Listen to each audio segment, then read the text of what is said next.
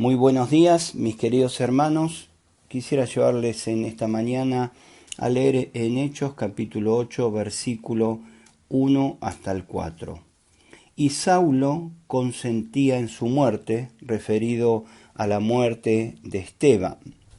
Sigue diciendo, en aquel día hubo una gran persecución contra la iglesia que estaba en Jerusalén, y todos fueron esparcidos por las tierras de Judea y de Samaria, salvo los apóstoles. Y hombres piadosos llevaron a enterrar a Esteban e hicieron gran llanto sobre él. Y Saulo asolaba la iglesia y entrando casa por casa, arrastraba a hombres y a mujeres y los entregaba en la cárcel. Pero los que fueron esparcidos iban por todas partes anunciando el Evangelio. El devocional de hoy tiene por título El viento recio de la prueba y la llama. Saben, el viento puede aumentar la llama o la puede apagar. Y no depende del viento, sino depende de la llama. La llama, cuando es pequeña, viene un viento recio o un viento fuerte y la apaga inmediatamente. Pero si la llama es grande, lo que produce es que se acreciente aún más aquel fuego. Y quisiera que en este día podamos analizar en nuestras vidas a la luz de la palabra de Dios de cómo está nuestra llama. El martirio de Esteban produjo una gran persecución. La persecución llevó a una gran dispersión y la dispersión llevó a una expansiva evangelización. Eso es lo que podemos ver en estos capítulos. El devocional pasado veíamos cómo Esteban sufría un juicio injusto y aún así él predicaba las buenas nuevas de salvación. Pero Esteban no fue librado de aquella prueba, sino fue puesto para aquella prueba. Y yo quisiera que en esta mañana podamos preguntarnos cómo está nuestra llama. ¿La prueba o el viento de la prueba apaga nuestra llama o la aumenta? Los judíos que fueron perseguidos tuvieron que tomar la posta. Saben, hasta ese momento quienes predicaban el Evangelio eran los apóstoles. En los capítulos anteriores vemos como los apóstoles, a pesar de la persecución de los religiosos y de los gobernantes, a pesar del maltrato, de la cárcel, de los latigazos y tantas cosas humillantes que hacían con ellos, a pesar de eso, ellos no oraban para que Dios le quite la prueba, sino para que les dé valor para predicar la palabra de verdad. Pero ahora ya no les tocaba a los apóstoles, le tocaba al resto que habían estado expectantes mirando la actitud de los apóstoles. Fíjense que Lucas hace esa aclaración. Dice que fueron todos esparcidos en el versículo 1 del capítulo 8, salvo los apóstoles, y fueron esparcidos hacia Judea y hacia Samaria. Aquellos judíos que fueron perseguidos y que tuvieron que abandonar sus casas, tuvieron que abandonar muchos de ellos familiares, amigos y tantas cosas que es tan difícil, tuvieron una actitud que realmente es digna de imitar.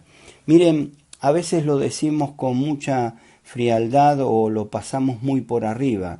Recuerdo a mi papá que tuvo que salir de su ciudad natal a causa de una guerra, de la Segunda Guerra Mundial. Y saben, hasta el día que él partió a la presencia del Señor, sentía el anhelo de regresar a su tierra. Sentía el anhelo de volver a su país, porque quizás todos esos recuerdos que tenía de pequeño y de joven, porque él vino a los 17 años, estaban muy arraigados y fueron de mucho dolor para él.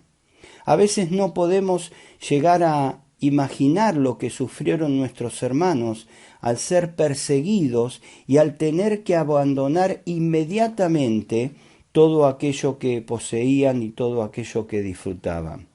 Pero todo este viento de prueba no los asustó. En vez de callar y de lamentarse, compartían las buenas nuevas de salvación. Iban anunciando este mensaje precioso. En vez de autocompadecerse por la circunstancia que vivían, llenaban a otros del gozo de Jesucristo. Fíjense que en Hechos 8:8 dice así, que había gran gozo en aquella ciudad. ¿Por qué había gran gozo? Porque les habían llevado a Jesucristo, porque les habían predicado de Él y porque podían ver que el Señor confirmaba a aquellos discípulos a través de los milagros y de tantas bendiciones que llevaban a ese pueblo tan necesitado.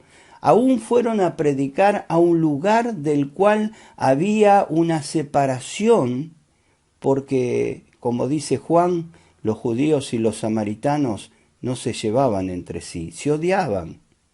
Y aquellos fueron esparcidos hacia Samaria y Judea y llevaron la palabra de Dios aún a sus enemigos.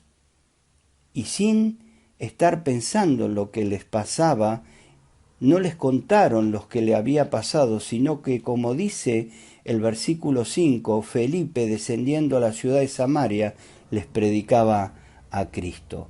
Saben, podemos ver aquí también una enseñanza muy importante.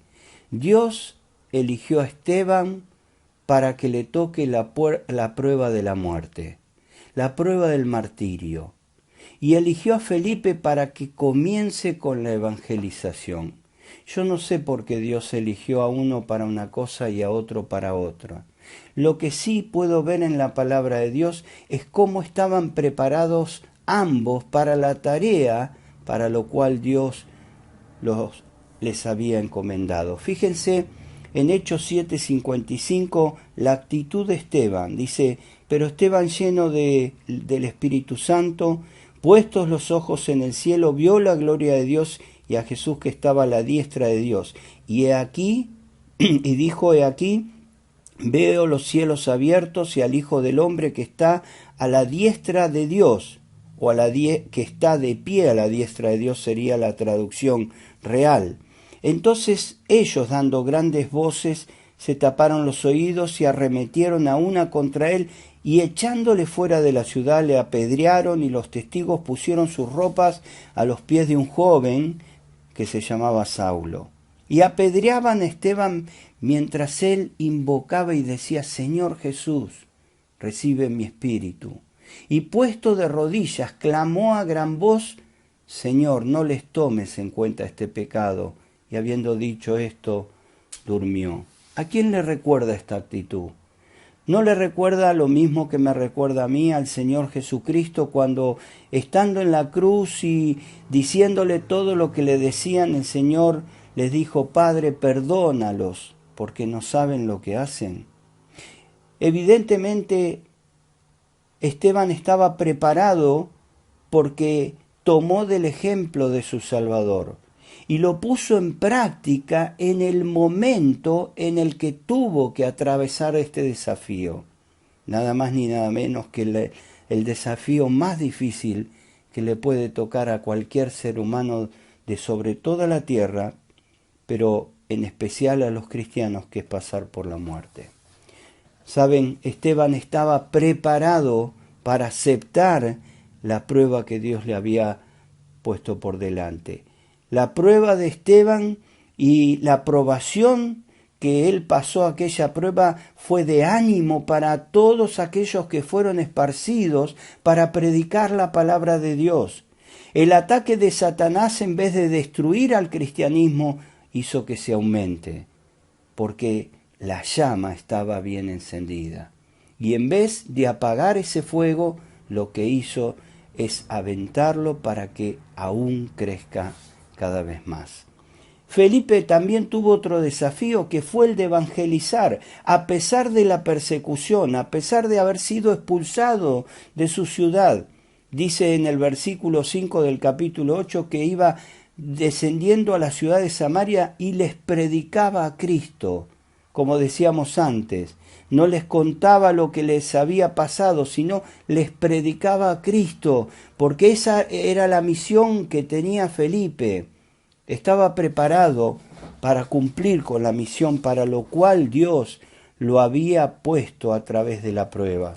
Pero si vamos más adelante en el libro de los Hechos, en el capítulo 21, vamos a ver que allí tanto Lucas como Pablo y otros hermanos entran en la casa nada más ni nada menos que de Felipe. Dice el capítulo 21 de Hechos, versículo 8, al otro día saliendo Pablo y los que con él estábamos, fuimos a Cesarea y entrando en casa de Felipe el evangelista, que era uno de los 7, posamos con él. Dice, este tenía 4 hijas doncellas que profetizaban, y permaneciendo nosotros allí algunos días, descendió de Judea un profeta llamado Ágabo, que era el mismo que profetizó la hambruna que hubo en Jerusalén, allí en Hechos capítulo 11, versículo 28. Versículo 11 dice, quien viniendo a vernos tomó el cinto de Pablo y atándose los pies y las manos dijo, esto dice el Espíritu Santo, así atarán los judíos en Jerusalén al varón de quien es este cinto y le entregarán en manos de los gentiles. Al oír esto, le rogamos nosotros y los de aquel lugar que no subiese a Jerusalén. Entonces Pablo respondió, ¿qué hacéis llorando y quebrantándome el corazón? Porque yo estoy dispuesto no solo a ser atado, mas aún a morir en Jerusalén por el nombre del Señor Jesús. ¿Qué había pasado con Felipe? ¿Qué había pasado también con Lucas? ¿Por qué le rogaban a Pablo que no vaya a Jerusalén? ¿Por qué no querían que su hermano pase por aquella prueba tan tremenda? Porque sabían que aún iba a llegar hasta la muerte y que iba a atravesar momentos muy difíciles en su vida. Miren, no me animo a decir por qué, pero considero o quiero considerar en esta mañana 2 aspectos del por qué Felipe pasó la prueba al principio y por qué no quería que la pase en este caso Pablo. En primer lugar, a veces no queremos pasar por la prueba. Queremos escaparnos de aquella circunstancia en las que somos probados y queremos que el Señor la quite. Hermanos de años de creyentes, muchas veces cuando llega la prueba la quieren evitar y flaquean en su fe. Y digo hermanos de años porque a veces somos nosotros mismos quienes tenemos crisis de fe y no queremos pasar por esa circunstancia.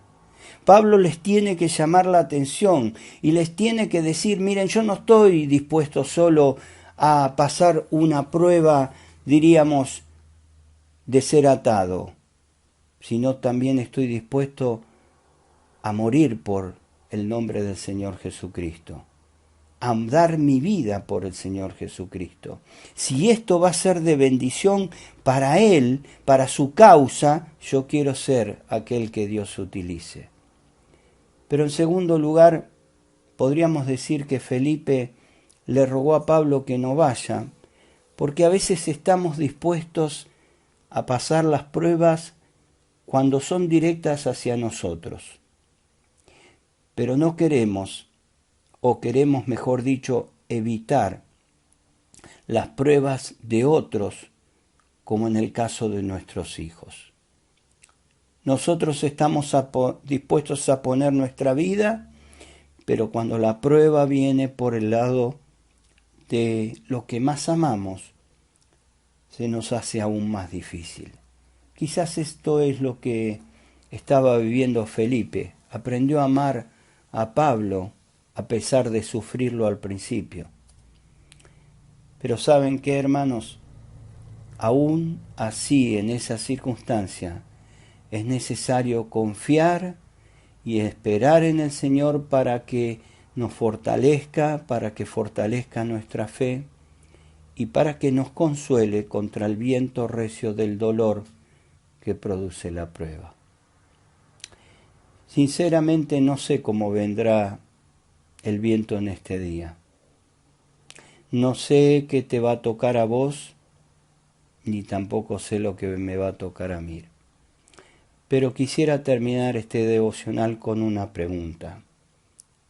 ¿A qué estoy dispuesto por amor del Señor? Quisiera que quede el texto en el que Pablo le llama la atención a Felipe, a Lucas y a los otros.